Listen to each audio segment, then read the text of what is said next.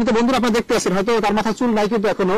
আর মূলত বিষয় হলো সে কিন্তু নামাজ পড়েছে, আসলে নামাজ তার পিছনে আমরা আদায় করছি। আমাকে বলে যে ভাইরালের ধান্দা এগুলা করে, আমি তাদেরকে বলবো আপনারাও ভাইরাল হন, আপনারাও ভাইরাল হন, হইয়া দেখেন কি শান্তি। কি বাজে অশ্লীল অঙ্কনে ভাই চলে গেছিলাম ভাই, মানুষের দোয়ায় ভাই। যখন মানুষ আমাকে বুঝাইছে ভাই, আমার দেমাগ ফিরছে ভাই। আমি বিশ্বাস করেন, দুইটা ভাই আমার চুল কাটার জন্য ভাই তারা উঠে পড়া আর কি, দুইটা লোক আমাকে হেল্প করতে সাহায্য করছে। তখন আমি এদেরকে ধমক দিছি ভাই অনেক, ভাই সহ্য হইতেছে না ভাই, তাড়াতাড়ি চুলটা কাটি ভাই। কেমন যেন অস্থির অস্থির লাগে ভাই, শান্তি লাগে। মানে এই কয়দিন আপনি চুল রাখছেন এই জন্য আপনি নিজের কাছে অস্থির লাগতেছে, কখন চুল কাটবেন এই প্রেশানি হয়ে গেছিলেন। কিন্তু ওই যে দেখলাম টাহানি করতেছে যে আগে ভিডিও শুট করি পরে চুল কাটেন, মানে চুল অবস্থায় কিছু ভিডিও শুট নিয়ে নি, কন্টেন্ট ক্রিয়েটর আপনাকে চাপিয়ে ধরছে কিছু মিডিয়া কর্মীরা, তারপরে তাদের সাক্ষাৎকার দিয়ে তারপর আপনি চুল কাটছেন। আসসালামু আলাইকুম ওয়া রাহমাতুল্লাহ। ওয়ালাইকুম আসসালাম ওয়া রাহমাতুল্লাহ। কি অবস্থা, কেমন আছেন? আলহামদুলিল্লাহ, ভালো আছেন? আলহামদুলিল্লাহ। আলহামদুলিল্লাহ লানা ওয়া লাকুম। আচ্ছা মাওলানা সাহেব, কেবল আসলে নামাজ পড়লাম আপনার পিছনে, জি সত্য না মিথ্যা? সত্য। আচ্ছা, অনেকদিন যাবত আপনি হয়তো নামাজ পড়ান নাই? অনেকদিন যাবত পড়ানো হয় না। পড়ানো হয় না, এই ফার্স্ট মনে হয় জামাতে নামাজ পড়াইলেন আমাদেরকে। অনেকদিন পরে জামাত পড়লাম। আপনি ইমাম হয়েছেন, আমরা মুক্তাদি হয়েছি। আপনার ভিতরে অনুভূতিটা কেমন এখন? কিছুদিন আগে অনুভূতিটা কেমন ছিল যখন নামাজ পড়ান নাই, আর এখন যে আমাদেরকে সাথে নিয়ে আপনি ইমাম হয়ে আমরা মুক্তাদি হলাম, নামাজ পড়াইছেন, তাহলে আপনার কেমন লাগছে? কেমন লাগছে কি, বিষয়টা হলো যে মানুষের নানান কথা বলে। আসলে আল্লাহ পাক যদি হেদায়েত না দিত তাইলে আসলে এই পথে আসতে পারতাম না। আল্লাহ পাক চায় নাই যে আসলে আমি একটি অশ্লীল এবং ডাস্টবিনে একটা জগতে থাকি। অনেক অনেক কথা বলবে ভাই, ওইগুলো আমি কান দিই না। কিন্তু বিষয়টা হলো যে একটা সময় নামাজ পড়াইতাম, হাজার হাজার মানুষ পিছনে থাকতো, দোতলা তিনতলা চারতলা মসজিদ ভরে যেত, রাস্তাঘাট ভরে যেত ভাই। মানুষ নামাজ পড়া শান্তি পেত, আত্মায় তৃপ্তি পেত। অনেকে রাস্তা দিয়া যাইতো বা অনেকে বলতো প্যান্ট শার্ট পরার কারণে ভাই, চুল কালার করার কারণে যে নানা মানুষের নানান কথা বলছে, অনেক মানুষের বিচ্ছিরি কথাও বলছে, এখন সেইগুলো তো আপনার কানে নেওয়া যাবে না, যাবে? ভাই আমি নিব না ভাই। কারণ কি, এদেশের মানুষ আমার জন্য দোয়া করছে ভাই। তারা আমার ওই লেবাসে, ওই পোশাকে, ওই চরিত্রে তারা আমাকে দেখা তাদের কলিজা ফাইটটা গেছে ভাই। কারণ এত সুন্দর কোরআন তেলাওয়াত করে, এত সুন্দর ওয়াজ করে, এত সুন্দর মানুষকে বুঝায়। আমার বয়ানের কমেন্ট গুলা, একজন আমাকে বলছে ভাই আপনি একটু দেখেন, মানুষ বলতেছিল যে এত সুন্দর যে মানুষকে বুঝায়, সে কিভাবে অবুঝমানের মতো কাজ করে। আসলে ভাই শয়তানের ধোকায় পড়ে, নফসের তামানায় পড়ে ভাই বিশাল বড় ভুল করছি ভাই। সবার কাছে ক্ষমা চাই ভাই, কেউ যাতে আবার ছোট চোখে না দেখে ভাই, আমি জীবনেও বুঝতে পারি নাই। আচ্ছা, এই কথাটা আপনি তো আরো কয়েকবার আমাদেরকে বলছিলেন জাতির উদ্দেশ্যে, অনেক মানুষের কাছেও বলছিলেন, অর্থাৎ অনেক কন্টেন্ট ক্রিয়েটর আপনার কাছে সাক্ষাৎকার নিয়েছে, তাদেরকেও বলছিলেন, হয়তো আমি দেখছি। কিন্তু তারপরে পরবর্তীতে কিন্তু আপনি চেঞ্জ হয়ে গেছেন এই কথাটা বলার পরেই। বলছি ভাই, হয়তো আপনাকে তখন চুলও কাটতে দেয় না, চুল কাটার আগে আপনাকে দিয়ে অনেকে দেখলাম যে আপনাকে হাত ধরে টানাটানি করতেছে, আসেন আগে ইন্টারভিউ দিয়ে যান, পরে চুল কাটেন, এই কথা বলছিল। ওই সময়টা আমাকে তারা দেয়নি, যে কারণে মানুষ ভাবছে যে হ্যাঁ নাটক করে। কারণ সে কান্দে কিন্তু চুল কাটে না, নাটক করে। আসলে ভাই দেখেন, তুমি ওই সময়টা পাইনি ভাই। আর কি ভাই, বর্তমানে খুব আর কি কষ্টে আছি ভাই, ঠিক মতো খাইতারি না, চলতারি না, রাস্তাঘাটে বেরোইতারি না ভাই। মানুষের জ্বালায় ওই কি বলে আপনার ওই মিডিয়া খুব বিরক্ত করে ভাই, আসলে সইতে পারতাছি না ভাই, বুঝতে পারছেন? এখন বিষয়টা হলো ভাই যে সবার কাছে ক্ষমা চাই ভাই, সবাই যাতে ক্ষমার দৃষ্টিতে দেখে। এবং যে সমস্ত মিডিয়ার ভাইয়েরা যারা আমার পূর্বে আমার অশ্লীল এবং যখন কিনা আমি মেন্টালি প্রেসারে ছিলাম, আসলে অনেকে বলে যে আসলে তার নাটকেরা ভাই শুনেন, আপনি যে কথাটা কিন্তু কথা আমি একমত। কথা হলো যে আপনি বলছেন, আপনাকে অনেকে বলছে, অনেকে কমেন্টে বলে ভাই সে ভাইরাল হওয়ার জন্য, এটা কমেন্ট অনেকে বলে, অনেকে আবার ভিডিওর মধ্যে বলা হয়েছে, অনেক জায়গায় সোশ্যাল মিডিয়া গুলো আছে যে ভাইরাল হওয়ার জন্য সে অভিনয় করতেছে, কোন মেয়ের পাল্লায় পড়েছে, বা নেশার জগতে সে ডুবে গেছে, বা সে কোন একটা ধান্দা করতেছে, দুনিয়ার লোভে পড়ছে, বা বজ্জিন বর করেছে। মানুষের কথা, এগুলো মানুষ বলবে, এগুলো আমাদের মাথায় নেওয়া যাবে না, যাবে? নেওয়া যাবে না ভাই। যারা আমাকে বলে যে ভাইরালের ধান্দা এগুলা করে, আমি তাদেরকে বলবো আপনারাও ভাইরাল হন, আপনারাও ভাইরাল হন, হইয়া দেখেন কি শান্তি। কথা বুঝতে পারছেন? ভাই মানসিক একটা টেনশন চাপ নিয়ে যখন কিনা দিনের পথ থেকে সরে যাই, তখন কেউ না কেউ জানি আমার বিষয়টা বলছে, বলার পরে এই মিডিয়া আমার পিছে ভাই লাগা শুরু করলো ভাই। আমি তখন আমি আমার সেন্সিটিভ হারাই ফেলছি ভাই।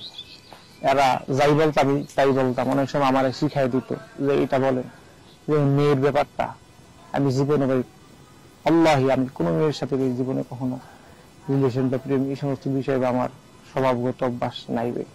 কথা বুঝতে পারছি।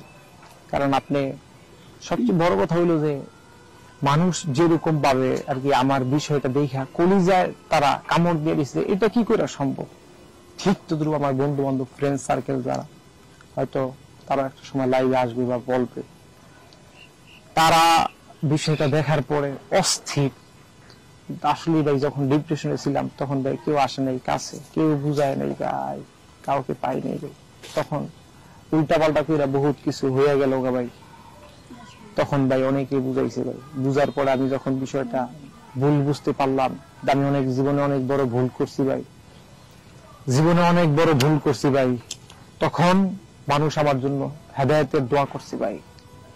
ভাই মানুষ, এদেশের মানুষ আমাকে অনেক আপনি এবার তো বুঝতে পারছেন, আগেও আপনি বুঝতে পারছিলেন যে মানুষের দোয়া কিন্তু কাজে লাগে ভাই। দেখেন আল্লাহর কাছে মানুষ যদি কিছু চায় ভাই, আল্লাহ পাক ফিরিয়ে দেয় না ভাই।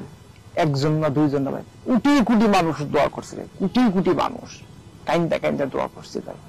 তাদের দোয়ার বরকতে ভাই ফিরে থাকতে পারেনি। অনেকে ভাবে যে সে নাটক করে। আমি আসলে ভাই আমার একটা প্রশ্ন এখানে, যে আপনাকে গামছা মুড়ে দিয়ে চলাফেরা করতে হয় এখন, মানে মানুষ দেখলেই আপনাকে আটকে অনেক কথা অনেক প্রশ্ন করে। আবার অনেক পাবলিক আছে যারা আপনার দিকে খারাপ ভাষা আপনার দিকে তেড়ে আসে আক্রমণ করার জন্য। আসলে তাদের বিষয়ে আপনি কথাগুলো কেমন, তাদের সাথে আপনার ব্যবহারটা কেমন থাকবে? আসলে দেখেন ভাই, যদিও রাস্তায় বের হইলে অনেকে ধরে জিজ্ঞেস করে, তাদের ব্যাপারে বলবো আসলে ভাই আমি আমার ভুলটা বুঝতে পারছি। আসলে আমি ডিপ্রেশনে বা মেন্টালি প্রেসারে পড়ে আসলে আমার কমন সেন্স ঠিক ছিল না। মানুষ যখন বুঝাইছে আমি বিষয়টা বুঝতে পারছিল, তখন আমি ভাই সবার পরিবর্তন হয়েছি ভাই, তওবা করছি, ক্ষমা চাইছি সবার কাছে, আল্লাহ তাআলার কাছে নিজের গুনার জন্য অনুতপ্ত হয়েছি ভাই। তো বিষয়টা হয়েছে যে ভাই, যেহেতু আগে নামাজ পড়াইছি বা ইমামতি করছি, খতিবগিরি করছি, মানুষ আমার আগে দুইজন, যে সমস্ত 2-4-5 জন লোক আমাকে যেই চোখে দেখতো, সবার উদ্দেশ্যে আমার একটা দৃষ্টি, তারা যাতে আমাকে নজরেই দেখে পায়। আর আরেকটা কথা বলবো যে মিডিয়া ভাই অতিরিক্ত উশৃঙ্খল করতেছে ভাই আমাকে নিয়ে ভাই। এগুলো আসলে ভাই, আমি একজন মিডিয়ার কর্মী, এখন আপনি বারবার মিডিয়ার কথা বলতেছেন, মানে কি যারা ভিডিও শুট করতেছে আপনার ভালোগুলো কি আমরা করতেছি না, শুধু খারাপটা আমরা করতেছি না? অবশ্যই আমি বারবার আপনি মিডিয়ার দোষ দেন কেন? কারণ মিডিয়া তো আপনি ওই কাজের বিষয়ে গেছেন, কিন্তু মিডিয়া আপনার পিছনে লাগছে। আপনি যদি এটা না করতেন, মিডিয়া করে আপনার পিছনে লাগবে, এটা আপনার মনে হয়? আপনি আগের বয়ানগুলো কি মিডিয়ারা প্রচার করে নাই? তারা কি আপনার খারাপ কিছু বলছে? তাহলে মিডিয়ার দোষ দেওয়া যাবে না, কারণ মিডিয়া তো আপনার ওই যেভাবে আপনি ছিলেন সেভাবেই তারা প্রচার করছে। তাহলে আপনি একটু বানাইয়ে বলতে পারেন। মিডিয়া না, যেমন আপনি আসছেন, আমাকে দেখতে আসছেন, আল্লাহর কাছে লাখ লাখ শুকরিয়া ভাই। আর অনেক ভাইরা আসে দেখা সাক্ষাৎ করতে, যেমন ইতিপূর্বে যারা আর কি আমার সাথে সরাসরি সাক্ষাৎকার নিস, যদিও এরা হয়তো ভিডিওর সামনে ধমক দিছে আমারে বা অনেক কিছু করছে, কিন্তু ভিডিওর বাহিরে আবার অনেক বুঝে যাবে পাই দূরে ভাই আপনি কি যাবেন সামনে আপনাকে ধমক দিছে তারা ভাইরাল হওয়ার জন্য, কিন্তু মূলত আপনি যে পজিশনে ছিলেন, আপনি একজন আলেম, আপনাকে আমি ইসলামী স্কলার বলছি, এজন্য কিন্তু অনেকে কমেন্টে বলে সে কি ইসলামী স্কলারের যোগ্য, কিন্তু একজন আলেম, আলেম কাকে বলে যে কমেন্ট করছে সেও কিন্তু সম্ভবত জানে না যে আলেম কাকে বলা হয়। এটা যে দাওরায় পাশ করার পরে কি আর কি লেখাপড়ার যোগ্য তাহলে কি ইসলামী স্কলার হয়, বা ইংরেজি দুই একটা পটপট করে ভাষা বললে কি সে ইসলামী স্কলার হয়? না, ইসলামী স্কলার হইতে গেলে কিছু দক্ষ লাগে পার্সোনালি, এমনটা না ভাই। আলেমদের বৈশিষ্ট্য চরিত্র হলো আল্লাহ পাক নিজেই বলছে, ইন্নামা ইয়াখশাল্লাহ মিন ইবাদিহিল উলামা, আলেমরা আমি আল্লাহকে অনেক ভয় করে। আসলে ভাই আমি বাজে অশ্লীল অঙ্গনে ভাই চলে গেছিলাম ভাই, মানুষের দোয়ায় ভাই। যখন মানুষ আমাকে বুঝাইছে ভাই, আমার দেমাগ ফিরছে ভাই। আমি বিশ্বাস করেন, দুইটা ভাই আমার চুল কাটার জন্য ভাই তারা উঠে পড়া আর কি, দুইটা লোক আমাকে হেল্প করছে, সাহায্য করছে। তখন আমি এদেরকে ধমক দিছি ভাই অনেক, ভাই সহ্য হইতাছে না ভাই, তাড়াতাড়ি চুলটা কাটি ভাই, কেমন জানি অস্থির অস্থির লাগে ভাই, শান্তি লাগে মানে এই কয়দিন আপনি চুল রাখছেন এজন্য আপনি নিজের কাছে অস্থির লাগতেছে, অস্থির কখন লাগছে। চুল কাটবেন এই প্রেশানি হয়ে গেছিলেন। কিন্তু ওই যে দেখলাম টাহানি করতেছে যে আগে ভিডিও শুট করে পরে চুল কাটেন, মানে চুল অবস্থায় কিছু ভিডিও শুট নিয়ে নি, কন্টেন্ট ক্রিয়েটর আপনাকে চাপিয়ে ধরছে কিছু মিডিয়া কর্মীরা, তারপরে তাদের সাক্ষাৎকার দিয়ে তারপর আপনি চুল কাটছেন। হ্যাঁ, ওই আর এখন কি। চুল কাটার পরে কিন্তু আমি আপনার ভিডিও নিচ্ছি, আপনার হ্যাঁ, পিছনে নামাজ আদায় করছি, আপনি অবশ্যই। নামাজ পড়েছে, জি, জি, এখনো অবশ্যই। মাথায় চুল নাই, যে অবশ্যই। সম্মানিত বন্ধুরা আপনারা দেখতে পাচ্ছেন হয়তো তার মাথায় চুল নাই কিন্তু এখনো। আর মূলত বিষয় হলো সে কিন্তু নামাজ পড়েছে, আসলে নামাজ তার পিছনে আমরা আদায় করছি, আর সুন্দরভাবে সে নামাজ পড়ে সেই ভিডিও ফুটেজ আমি আপনাদেরকে দেবো। আর একটা বিষয় হলো সে কিন্তু এখন পরিপূর্ণভাবে, অর্থাৎ শুধু একটু নয় পরিপূর্ণভাবেই ওই জগৎটা ছেড়ে দিচ্ছে। কোন জগৎ? যেই জগতে কোনো মুসলিম ঢুকতে পারে না, আর যে ঢুকে সে কখনো মুসলিম থাকে না। অর্থাৎ চুলে কালার করা, সামনে থেকে চুল বড় করা, টিকটক করা, তারপরে মেয়েদের নিয়ে অশ্লীল ভিডিও তৈরি করা, মেয়েদের সাথে জড়িয়ে ধরা, বাজে মন্তব্য করা, নেশাপানি করা, ওই জগৎটা অর্থাৎ ফিল্ম স্টাইলে যে কাজগুলো করা হয় সে কিন্তু ওই জগতে একটু নাই। সে পরিপূর্ণভাবে ফিরে এসেছে এবং একজন আলেম হিসেবে সে কিন্তু এখন দাবি করতে পারে, ঠিক কিনা? ভাই নিজেকে আলেম দাবি করি না ভাই, আপনি তো এখন আলেম, আপনার ভিতরে এলেম আছে না? যেই পরিমাণে এলেম কি সব ভুলে গেছেন এই কয়দিনে? যেই পরিমাণ এলেম আমল আখলাক নিজের অর্জন করা দরকার করতে পারি নাই। জাতির কাছে সহযোগিতা এবং দোয়া চাই, সবাই যাতে দোয়া করে আমি যে আরো বেশি করে এলেম অর্জন করতে পারি এবং আমল আখলাক যে আমি ঠিক করতে পারি ভাই। সবার কাছে দোয়া চানোর জন্য অবশ্যই সবার কাছে দোয়া চাই, সবাই আমার জন্য দোয়া করবেন।